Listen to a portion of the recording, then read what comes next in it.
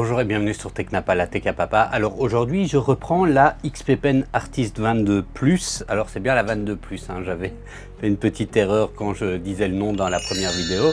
Donc cette tablette graphique, pourquoi? Parce que, bon là j'étais occupé sur autre chose, mais je suis occupé de filmer la vidéo sur le test de la Prusa XL. Et j'ai fait une petite mise en peinture d'un petit Shrek là, voilà. Et puis j'ai trouvé quand même que l'application c'était pas top. Et je me suis dit que j'aurais plus facile avec la tablette graphique de le faire. Donc j'avais dit dans la première vidéo et j'avais un peu montré que c'était le genre d'usage qu'on pouvait avoir. Maintenant je vais vous montrer plus concrètement, hein, à travers de cette vidéo. Voilà une petite vidéo réalisation projet de ce qu'on peut faire avec ceci. Donc alors je précise que vu que XP Pen m'avait envoyé pour la première vidéo la tablette graphique, je peux considérer que cette vidéo est une vidéo sponsorisée.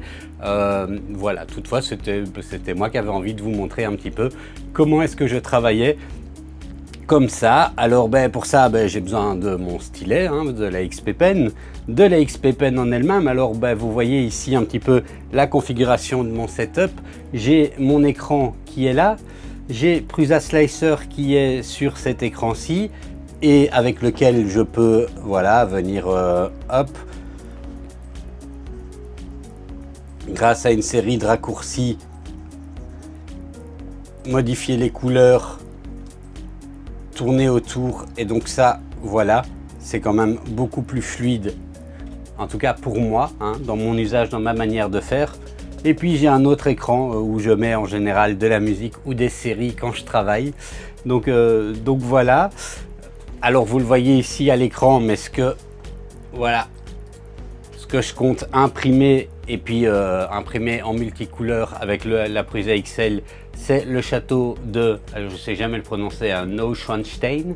Voilà, donc voilà, je vais faire une petite mise en couleur et puis vous commenter un petit peu ce que je fais pendant cette vidéo. Donc allez, c'est parti. Alors je le disais, c'est donc ce château que je compte mettre en couleur, et plus spécifiquement ce STL qui vient de Anchor Make et qu'on retrouve sur Printable. Donc la première chose à faire évidemment, c'est de venir télécharger le fichier. Et je viens dans Printable. Déjà ce qu'on va faire, c'est, alors si vous n'avez pas dans Printable, hein, si vous dites mais tiens j'ai jamais vu ça, ce truc multimatériaux, c'est parce qu'il faut que votre imprimante, que vous ayez une Prusa XL ou une autre Prusa mais avec un MMU3 ou 2, ou avec un MMU tout simplement. Donc voilà. Alors aussi habituellement moi je préfère travailler avec Bamboo Studio ou Orca Slicer. Mais voilà, hein, ici je suis en plein test de la Prusa XL, donc j'utilise les outils Prusa. Vous verrez, si vous n'avez pas vu mon test de la Prusa XL, que je suis un peu moins fan. Et c'est d'autant plus pour ça que je me dis, utiliser un stylet comme ça ne pourrait pas me faire du mal.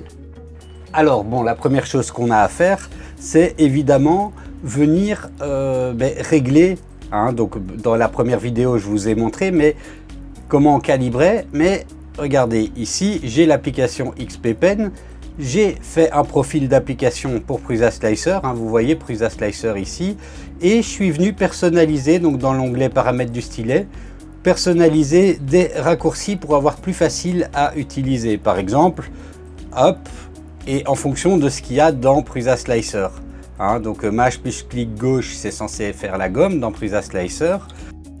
Si je prends mon château ici,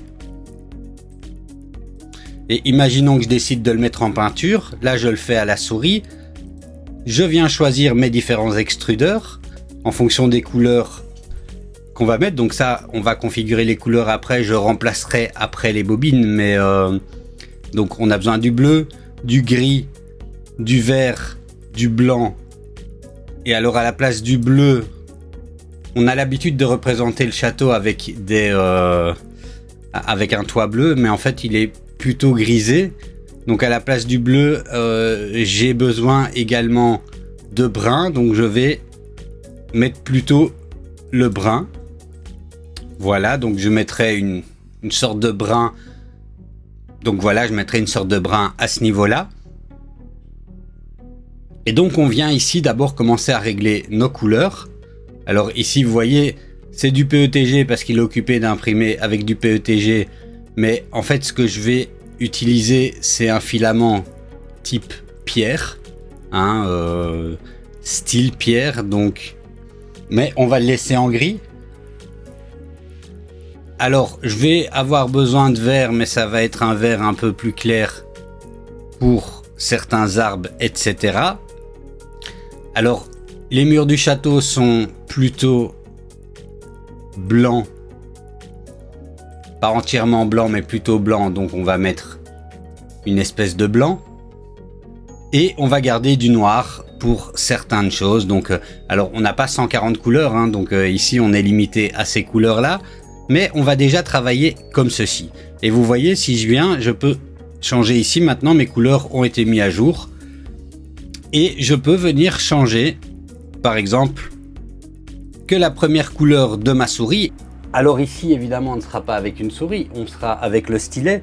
Mais c'est là où vient cette application. On vient associer nos touches ici à ce qu'on aurait fait avec la souris. Alors, vous verrez quand même que on ne peut pas remplacer complètement la souris. Il y a des moments où, parce que j'ai pas assez de touches ici, peut-être qu'avec le petit accessoire qui vendent sur le côté ça irait, mais par exemple on peut rapidement, plutôt que de venir chaque fois prendre la souris et même si je le fais ici comme ceci, c'est pas très efficace. Donc le plus simple c'est Alt et la molette de la souris. Donc là je vais quand même reprendre la souris en main pour modifier par exemple la taille de mon pinceau pardon. Et vous voyez ici à l'écran, quand je le fais, j'ai la taille de mon pinceau qui change. Si je viens faire ceci, hop, on voit bien que ça change avec ce petit raccourci. Alors j'ai également 3 types d'outils, c'est là où je dis que je préfère chez Bamboo Studio ou Orca Slicer, vu que les 3 types d'outils sont pas toujours hyper utiles ou pratiques. Et ils fonctionnent beaucoup mieux dans Bamboo Studio ou dans Orca Slicer. On a quand même quelques options de personnalisation, mais comme je dis, je suis pas hyper convaincu. Allez, c'est parti, je vais commencer le travail et je vais m'enregistrer pendant ce temps-là, mais pas forcément sur cette caméra-là, parce que c'est pas forcément ce qu'il y a de plus pratique pour vous pour voir. Je vais enregistrer directement l'écran et vous faire les commentaires via ce micro. Donc habituellement, j'ai pas comme ça cet espace de travail qui est encombré, mais voilà, il va falloir faire avec ce coup-ci. Bon, alors ce qui est contrariant, c'est que j'ai pas forcément assez de couleurs pour tout ce que je voulais. Alors à mon avis, ici on voit un bug, c'est parce qu'à mon avis le modèle doit être réparé. Donc je vais réparer le modèle. Et voilà, maintenant que le STL a été réparé, vous voyez, si j'essaye de faire des mises en couleur, j'ai plus de problème. Bon, alors il y a certaines mises en couleur qui sont faciles. Si je prends par exemple en première couleur, alors ici on va mettre le vert et le gris. Si je prends en première couleur le gris et que je mets en mode pot de peinture, vous voyez, là j'ai qu'à cliquer un coup et toutes les pierres il les fait très bien. Je vais dire par exemple après que je veux qu'il fasse la base en brun. Bon, là il l'a déjà faite. On va faire les petits sapins. Alors dans un premier temps je vais mettre, voilà, vous voyez, je peux venir cliquer et c'est quand même vraiment précis grâce à la petite. Alors vous voyez qu'une souris, mais vous voyez que la souris sur l'écran, mais là je suis avec le stylet. Et en fait ce que je peux faire après, c'est venir zoomer, de changer pour... Je vais prendre un pinceau type sphère, réduire la taille, et là je peux venir doucement et précisément faire le petit tronc. Alors ça a un petit peu débordé et c'est pas grave, je viens, hop,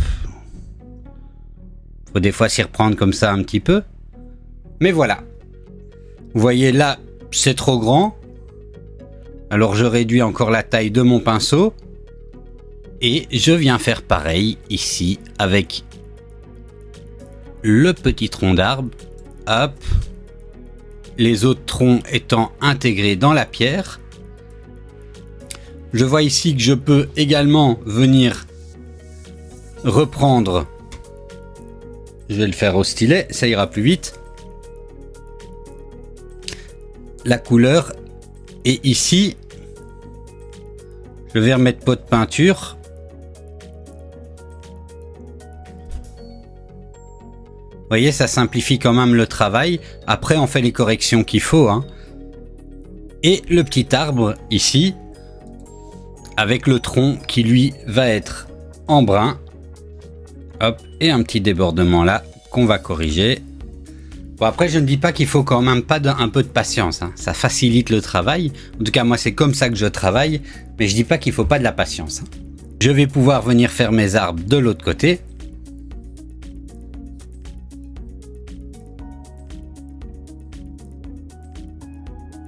Et là encore, je vais venir refaire mes petits troncs. En tout cas, là où il y en a des visibles. Je change d'outil pour le pinceau et vous voyez, je peux y aller finement ici. Je vais même utiliser le remplissage intelligent, puisque là, il a l'air de bien fonctionner. Ça fonctionnait moins bien hier sur un autre truc. Hop, vous voyez, là, ça marche très très bien. Et comme ça, il fait tout le tour. Alors, j'ai pas assez de couleurs, donc finalement, je vais pas utiliser du noir parce que sinon, en fait, j'aurais pas de couleurs. Dans l'idéal, hein, il m'aurait fallu ici des couleurs pour les rochers, une couleur pour la muraille, mais là, on va mettre le même gris qu'on va mettre au-dessus. Voilà, donc je vais remplacer le noir par une espèce de gris. Je vais le faire plus sombre pour qu'on voit bien la différence ici, mais c'est sur l'extrudeur 5.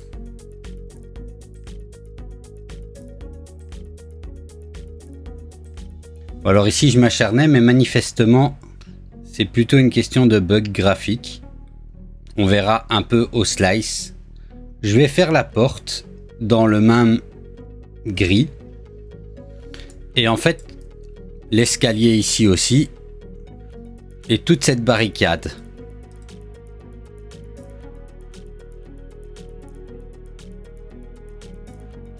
Bon, alors il y aura un côté un peu libre interprétation, hein. Je ne vais pas m'amuser à essayer de faire une exactitude artistique et colorée. Mais voilà, l'idée c'est qu'au final on ait quelque chose de sympa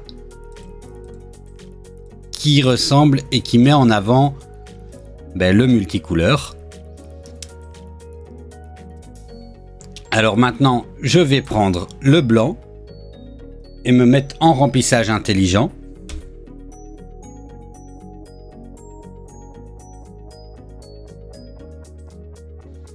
Et je peux venir dessiner comme ceci.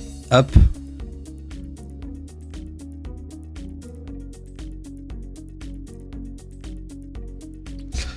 Je vais à nouveau changer la couleur ici.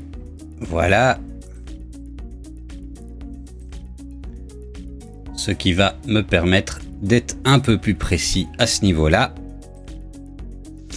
Et vous voyez ici maintenant, c'est là que je mesure toute la facilité de pouvoir pointer directement à la main sur l'écran.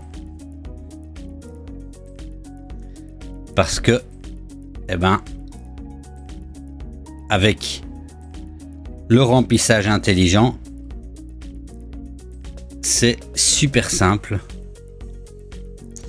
Je peux venir modifier ma vue simplement en tournant comme ceci.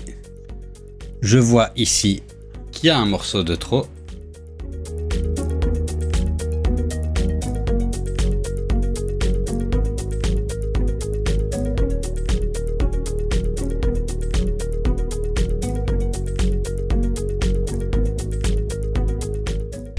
Et voilà, on va dire que je suis content comme ça. Maintenant, on va passer... Déjà, je vais l'agrandir, puisqu'on a une prise à XL, il n'y a pas de raison. Je vais peut-être juste mettre du vert en dessous, plutôt que le brun. Voilà. Ça me paraît mieux comme ça. Alors je vais quand même sauvegarder, hein, on ne sait jamais. Et maintenant, on va laisser la Prusa faire le boulot. Ah non, là les tours sont pas encore bonnes. Alors petite correction. Hop, hop.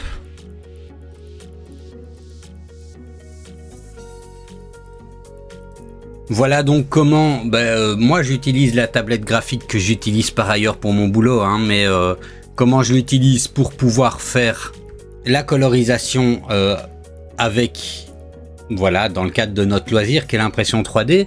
Maintenant je vais imprimer ça et puis on regarde ce que ça donne. Et voilà pour illustrer la tablette au final ce que ça donne, hein. C'est plutôt pas mal, hein, il me semble.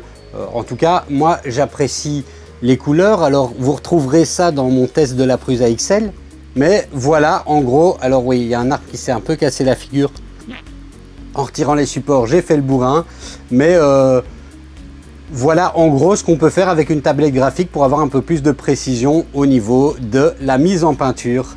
Allez voilà, c'est fini pour cette vidéo, je vous remercie de l'avoir regardée et je vous dis à la prochaine. Merci.